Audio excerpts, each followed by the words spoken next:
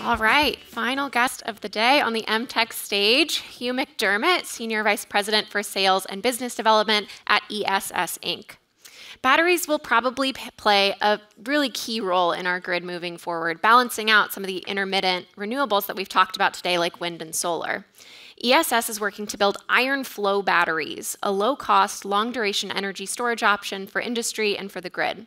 This is a really interesting area. In fact, MIT Technology Review chose iron batteries on the grid as one of our 10 breakthrough technologies in 2022. Hugh trained as an engineer and has spent much of his career working to bring new energy technologies to market. He can tell us so much more about batteries, about the grid, and about commercializing new technology. So let's welcome Hugh McDermott to the stage.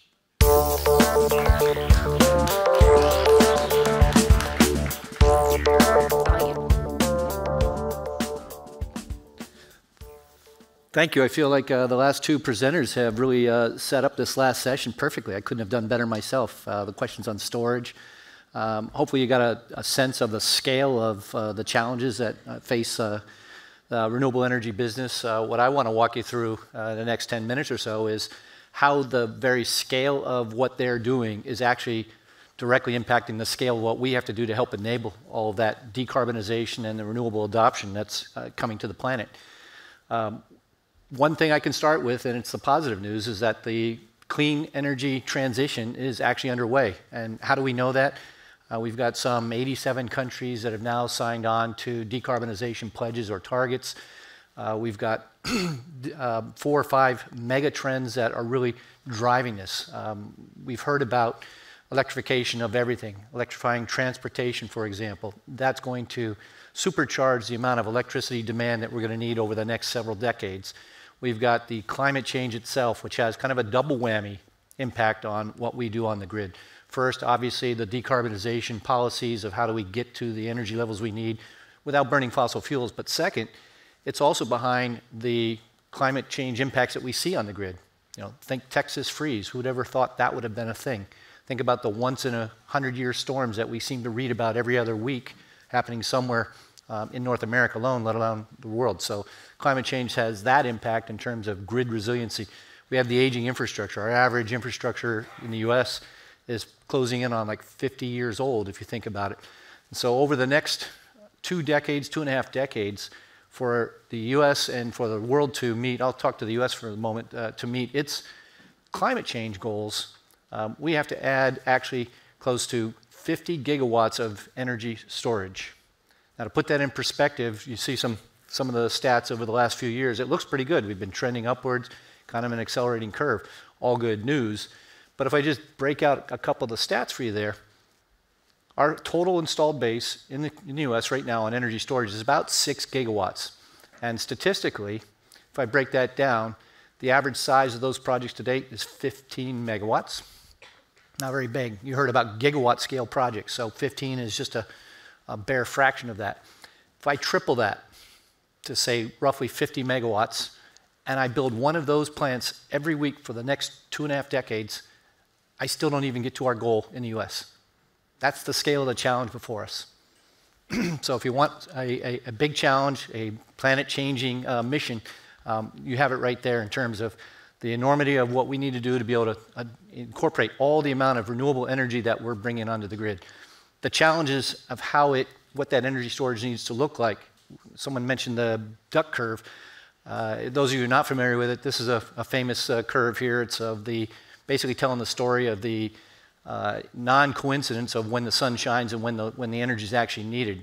If you look back 10 years ago, it actually kind of looked like a duck. The top line there traces sort of the duck tail, the back of the duck, and it goes up to the neck. If you look at the bottom curve, it looks more like the Loch Ness Monster today. So we call this actually the Nessie, and the impact of that is you see the steepness of that curve on the belly up to the neck and the duration of that. 10 years ago, energy storage, you could get by with 30-minute energy storage. Why? Because you're only 1 or 2% renewable energy on the grid.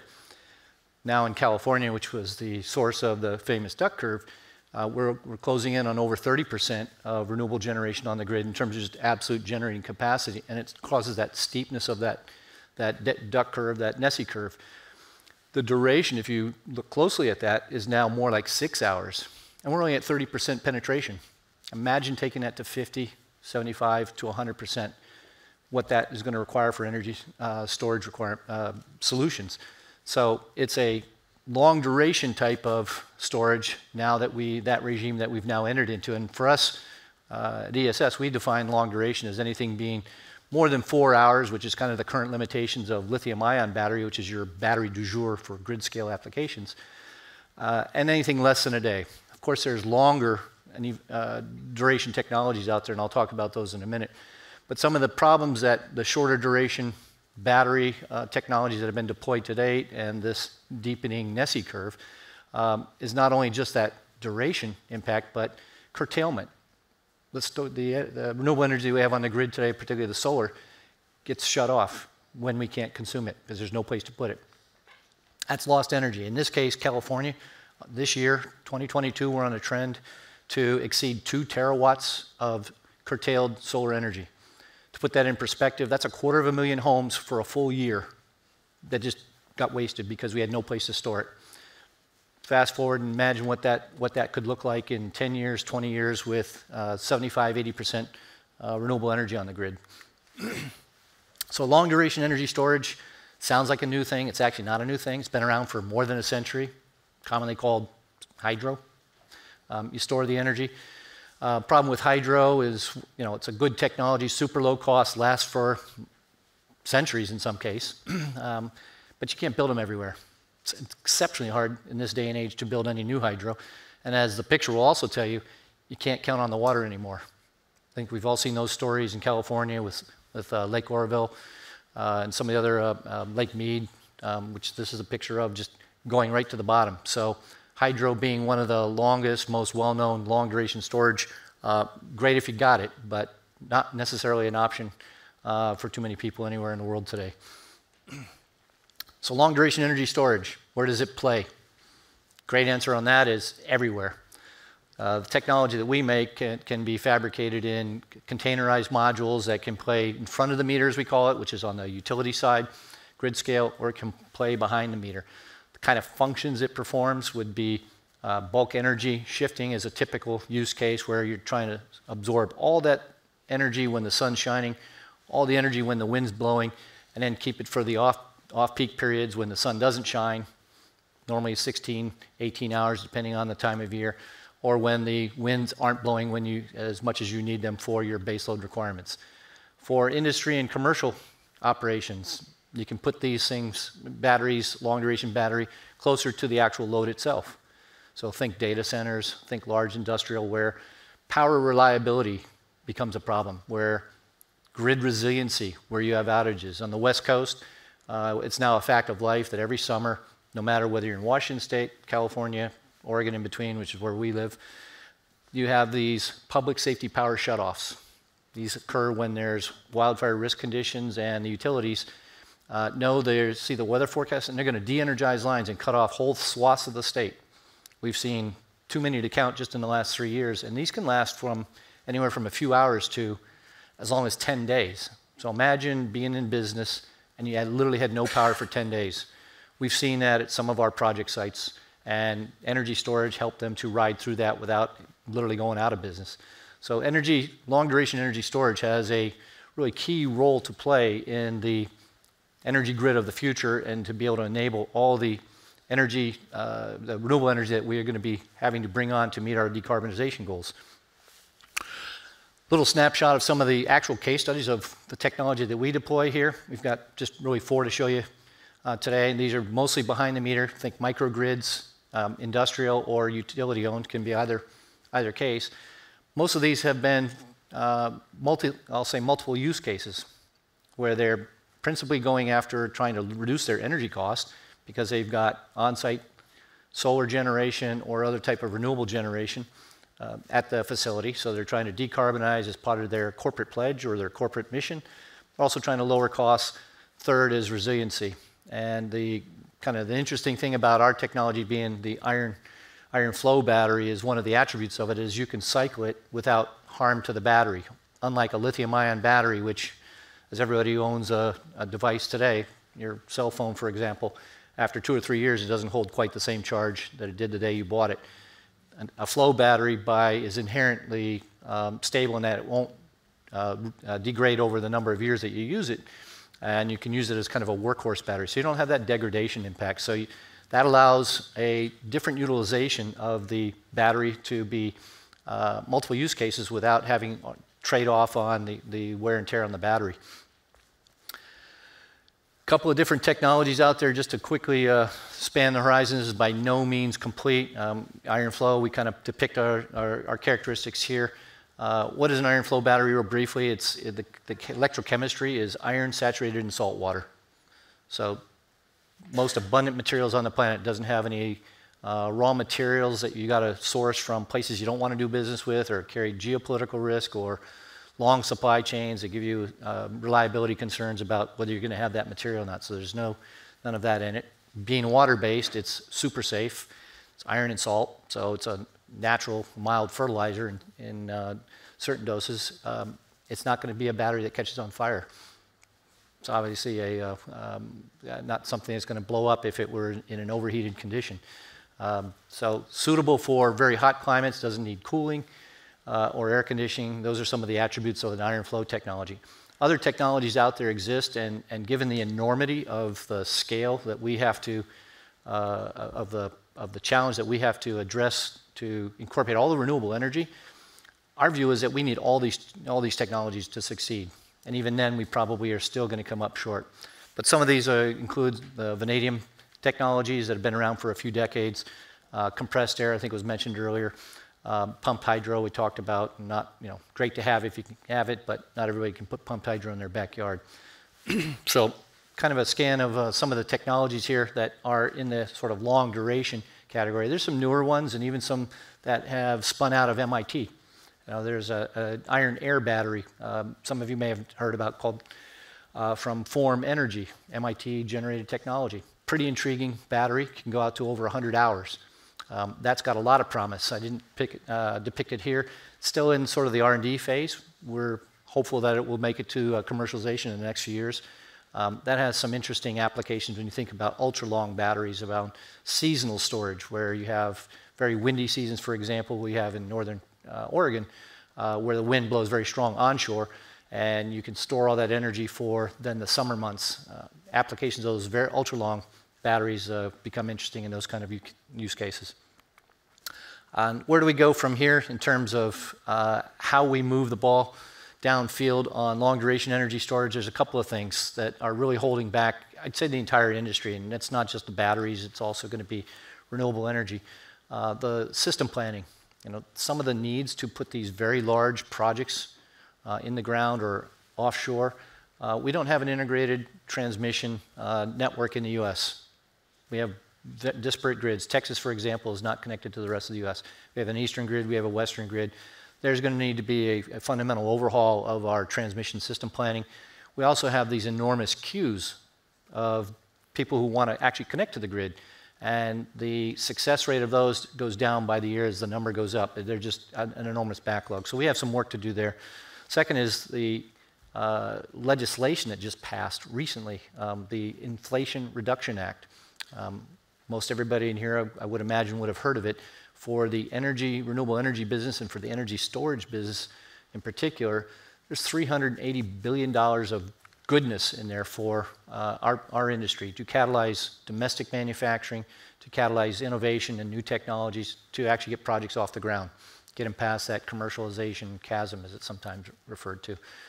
When that's paired with the amount of private capital that will actually be mobilized to make all that happen, the estimates are out there now. Credit Suisse Bank just a couple weeks ago said that we expect that roughly $1.7 trillion over the next 10 years, just in the U.S., will get mobilized by that IRA Act and the Infrastructure Investment Act. And last, and this is a problem that we are working on daily in every jurisdiction, is helping to educate the regulators and customers, for that matter, on the additional values that long-duration storage brings. Resiliency, for example, where you can use the battery day in, day out for, say, 50 or 75% of it, save some of that battery for the times when the sun doesn't shine, for when there's an outage unexpectedly, unscheduled, when you have these public safety power shutoff events. Those aren't fully recognized in the market design today virtually anywhere in the world. And so working on some of those ways of how we can better evaluate better monetize and value those attributes of long duration storage is one of the last parts of what we need to do in terms of our call to action going forward. So with that, I'll take some questions and turn it over to Casey. Thank you. Thanks so much. I love that we get to close the day on batteries, one of my favorites. Okay, help us understand something really quick. We're talking about long duration storage, and usually when we're talking about long duration storage, we're saying not lithium ion batteries. But you mentioned, you know, people have phones and laptops, and my phone lasts for longer than 4 hours. Sure. So can you talk us through what you're talking about when you're talking about long duration storage and kind of the time that these batteries are, the time scales that they're working on here? Sure. So long duration storage, you know, lithium batteries, or any battery for that matter, you could always stack them up and make them last as long as you want. You could use car batteries and make a mile-long chain and have a long duration battery, right? What we're really talking about is kind of the inherent technology limitations of the chemistry or the technology itself. And lithium ion is inherently, from the electrochemistries to date that have been put in commercial use, is really around a 2 to 3 hour battery before you start really taxing its inherent characteristics. Can you stretch it to 4? Yes. But when you go beyond 4, at least with most of the chemistries that are out there today, you actually have to now double the number of batteries or triple the number of batteries, and then you operate them at a lower level.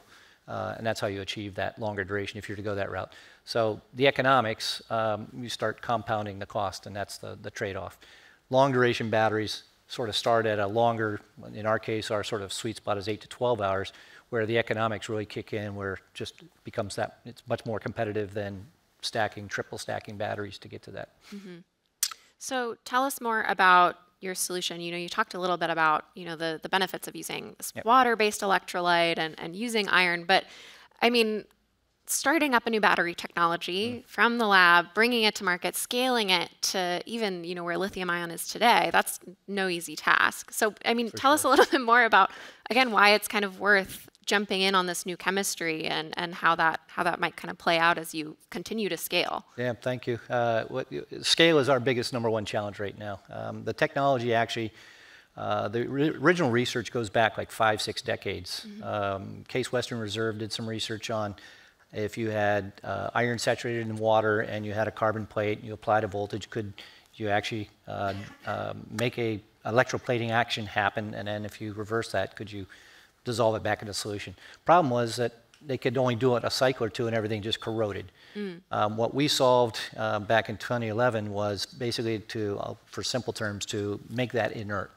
And so repeatedly test that and cycle that without anything corroding, breaking down, embrittling, or anything like that. That was only part of the solution. The second part of the solution was, because it's a flow battery, what's happening is the electrolyte is going through a closed loop through the battery module itself. And every time you charge a battery, an electrochemical battery at least, there's degradation in the form of some sort of contamination or side reaction that happens in that fluid. And in our case, we have a side reaction, but because it's a closed loop, we invented, and this is really the secret sauce of what makes our product, was a device. It's a passive device that the fluid passes through, and it reverses those side reactions, and so it restores the electrolyte to brand new condition continuously as you're operating the battery. So in terms of how we crossed the chasm from going from literal garage startup, we had the DOE as a very strong partner in our early years, and so a lot of our initial prototype development, a lot of our pilots were supported strongly by DOE, and we had some early investors. We went through the venture capital phase, and 2 years ago we made the leap to go and raise, plan for going public, and last year we actually did go public. And the source of that funds, we kind of characterize it as kind of a time machine, because if we were going to, it's allowed us to massively accelerate now how we go commercial by raising that money now, as opposed to maybe going another round of innovation and development. So for us, it's all about getting to economies of scale. Absolutely.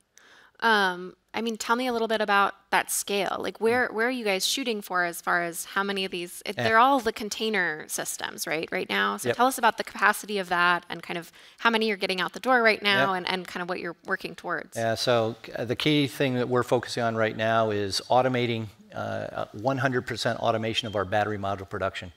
And we're putting in our first line as we speak. That'll be commissioned before the end of this year. We're bringing up our supply chain with that. Each of those lines represents between 25 and 35 megawatts, depending on how we configure, of annual production.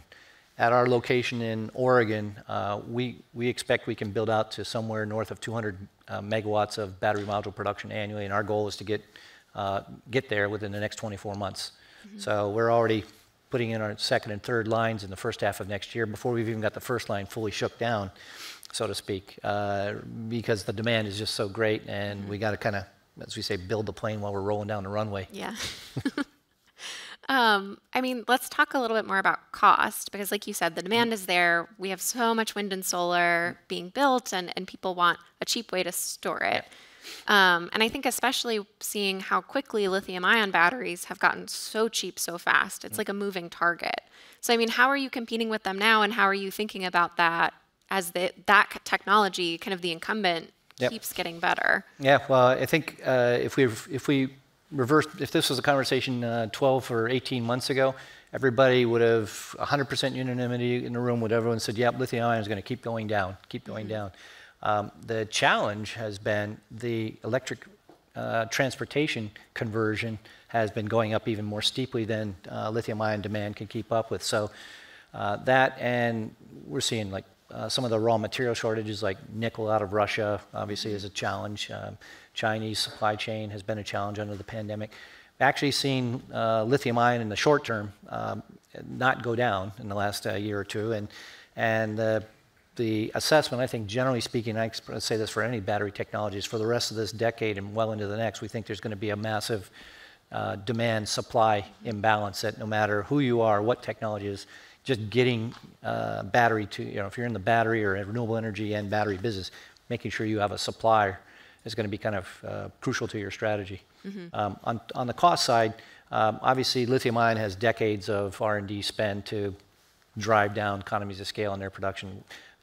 We're not trying to go against them so much as we have what's called an entitlement. I mean, our electrochemistry is iron and saturated in salt water, so I don't know how much cheaper it gets than iron and salt water.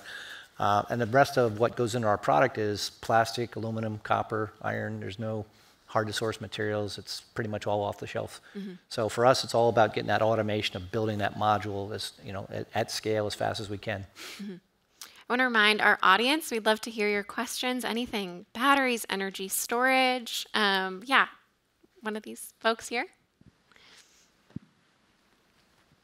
Hi, Hugh. Thanks so much for your presentation. My name is Sheila. I'm from Alberta Innovates, so Canadian perspective.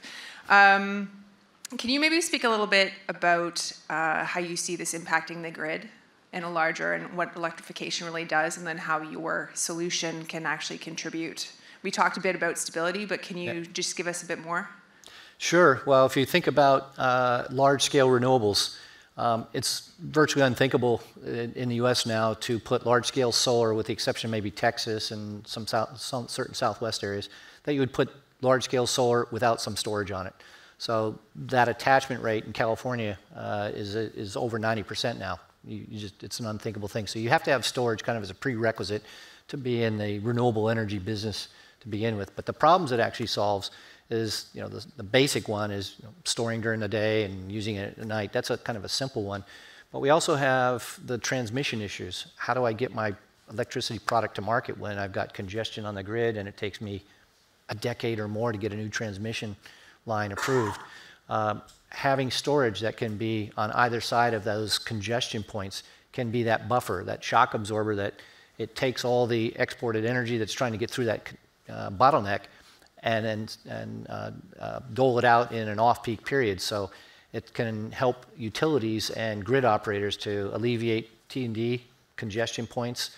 Same thing at lower levels with smaller increments of the technology. You could go into community level. And so community level for underserved communities, or where there's end-of-line reliability issues prone to outages because they're at the end of a long radial. You can actually cite technology like ours because it's so safe and non-objectionable in terms of potential environmental safety or fire explosion risk, anything like that. You can actually put them in dense urban areas where we've actually, in fact, done some of those in Southern California where they're literally right up against buildings. So solving problems at close to the edge of the grid, so to speak, is another dimension of what long duration storage can help solve. Did we have another audience question? Right here in the front. Can we get a mic? I had one. Oh, sorry, over here. I didn't even see. Hi, Raya Hadsel.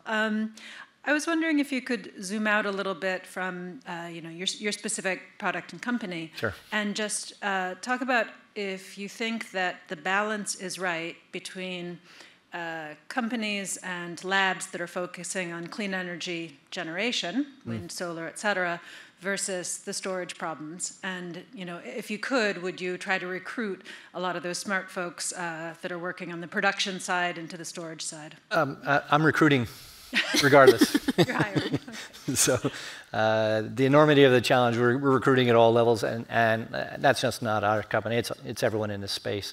On your balance question, similar to the DOE moonshot for wind, they have a moonshot for storage. I don't remember off the top of my head the budgets that they've set for it, but they're aiming to get to 90% reduction of the levelized cost or the cost of ownership on a per kilowatt hour basis. That's their moonshot goal.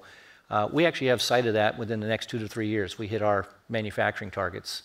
We're close to that already in terms of just because of the fact that we have a very long life asset, and it's a asset you can churn a lot of kilowatt hours through. That drives your unit economics down, and so that's kind of one of the keys to why long duration storage is an enabler for bulk energy and renewable energy adding so much onto the grid. But in terms of the balance, I don't know that I would necessarily say, I don't know if I have an opinion that where all the research money should flow to storage or not, because there is quite a bit out there, not just counting the DOE support. Tell us a little bit more about the IRA. I mean, how has that changed your decision making at all? This Inflation Reduction Act that was just passed. I mean, so much funding that you talked about for research, for implementation.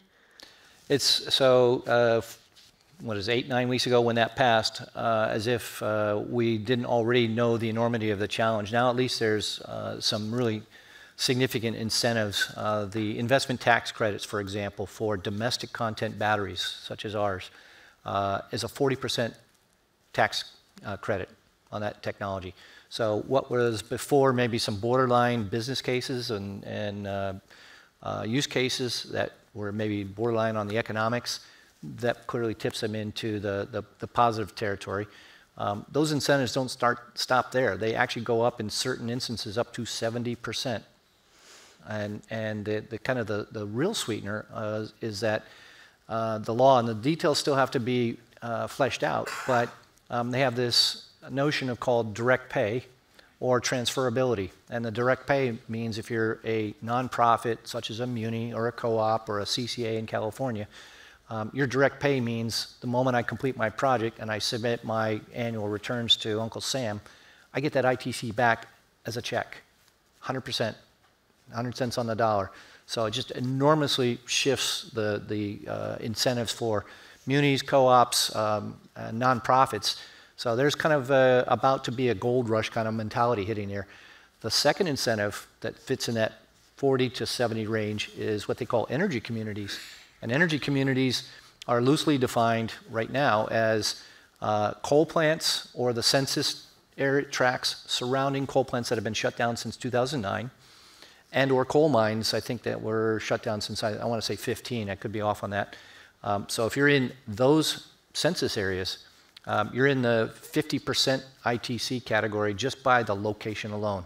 So we're already seeing signs of that IRA. Everybody's now trying to line up their former coal mines and power plants that were shut down because they've got all that infrastructure and interconnections that are still there, and get a hold of those properties, and it's literally a gold rush kind of mentality going on out there. As if that weren't enough, then you've got the energy security situation in Europe. Right? Beginning of this year, nobody saw the Ukraine situation to unfold. The shift that's brought about is that the decarbonization and energy security is brought forward by an entire generation. the goals of bringing on renewables and reduce reliance and eliminate reliance on natural gas, to start with, and eventually all fossil-fired generation. We're seeing states like Germany and RWE announcing no longer 2045 goals, but it's now 2030 to go entirely decarbonized. It's a staggering amount of transformation to take place, and so if you think about all of that money that's going to get put to work, that demand supply of can we build enough, not just us, but everybody in this industry, just got that much bigger. Mm-hmm. Well, better go get to work. I think that's all the time we have. Thanks so much for being here with us, Hugh. We really appreciate it. Thank you. Pleasure.